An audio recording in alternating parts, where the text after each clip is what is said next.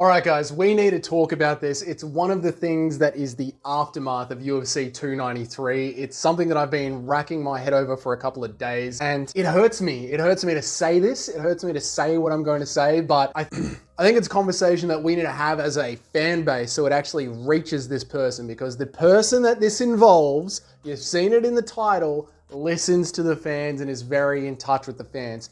Tai Tuivasa's run as a top 5 heavyweight is over. It was a fun little experiment while it lasted. We all enjoyed the shoey. We all love what Tai brings to a pay-per-view and to a live event, but to keep putting him in the UFC's top 5 and to pretend that he is a heavyweight contender is laughable at this point. And guys, I think we just need to point out a couple of obvious facts here. Number one, all of heavyweights, fat, unathletic men that are just there to stand and bang. The era of that at heavyweight in the top 5, maybe even the top 10 is over, okay? And honestly, thank God, because nothing slows a pay-per-view down more. Well, maybe there's one type of fight that slows a pay-per-view down more. But the second thing that slows a pay-per-view down the most is two out of shape fat guys getting into the octagon and swinging at each other until one of them goes to sleep. And if one of them doesn't go to sleep, let's say you get past the 2-minute mark of a fat gut heavyweight fight, then it is literally just 13 minutes of, like, they don't have the strength. They don't have the strength left to knock each other out. They don't have the cardio to go for 13 minutes competitively in high-level MMA. And they just end up slanging on each other, sweating on each other. It just ruins the card, guy. How many times have you seen that kind of fight? And Tai Tuivasa fits into that kind of fight. Really, that's where he fits in. The reason that he has built up such a fun name for himself is because he comes out hard and fast in that first 2.5 minutes, looking to slang and bang and knock someone out. And in the past, he would usually get it. He would usually get the knockout. And because Tai Tuivasa has got such a chin and so much heart, he could take a couple of hits and give a couple back. And that's what makes him so bloody great to watch. Even the way he acts with the fans on top of that makes him so bloody great to watch. But it's those two things that make him so great to watch. Tai Tuivasa never should have been in the top 10. Never should have been in the top 5, really.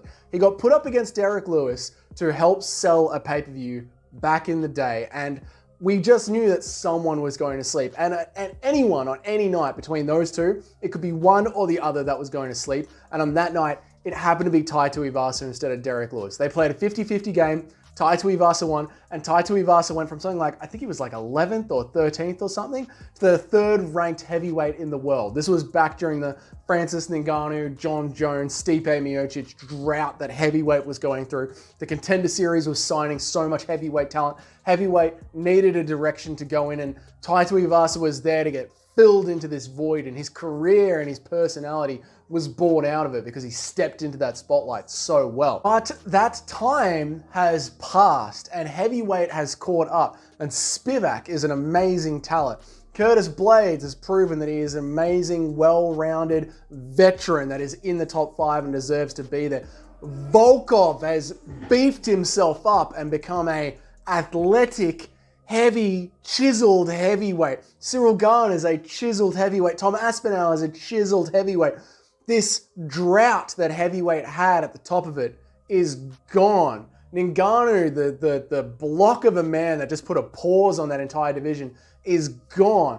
And you have to start asking yourself, does Bam Bam fit in there anymore? I've seen people talk about this weekend's fight as a war, right? Have you guys seen this? They're talking about it as a war. And it's a weird way to say the word war, to imply the fight was a war. Because when you say a fight was a war, you mean that it was a really competitive back and forth between the two opponents. And what we saw in the weekend was not a competitive back and forth between the two opponents.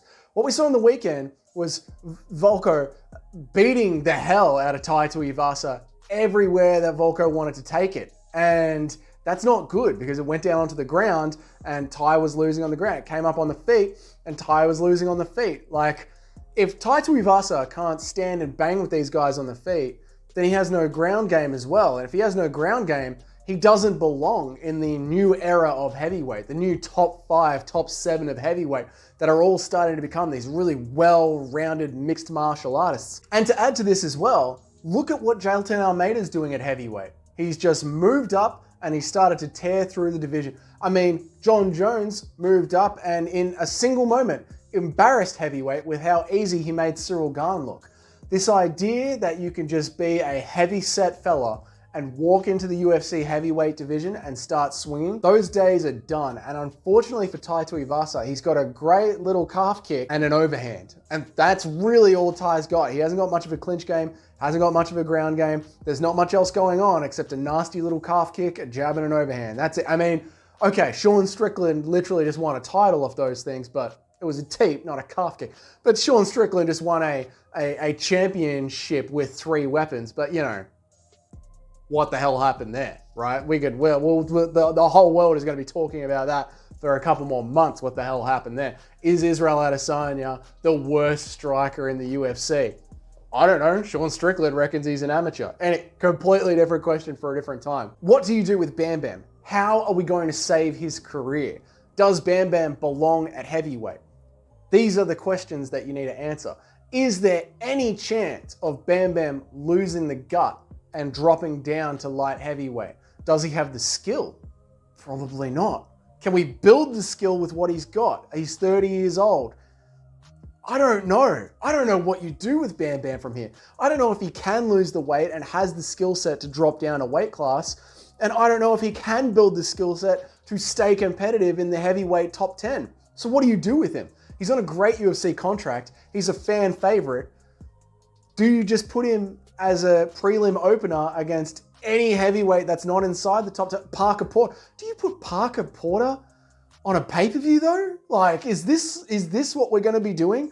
Just to give Bam Bam a layup so we can see him do a shoey?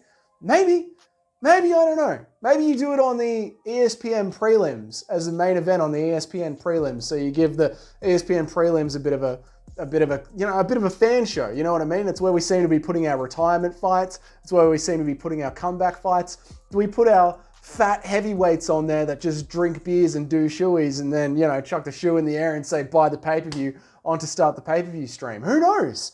Who knows? Is that what Bam Bam wants to do? Does he want to keep getting into these 50-50, I'll knock you out, you knock me out fights, getting into 31, 32, 33 years old?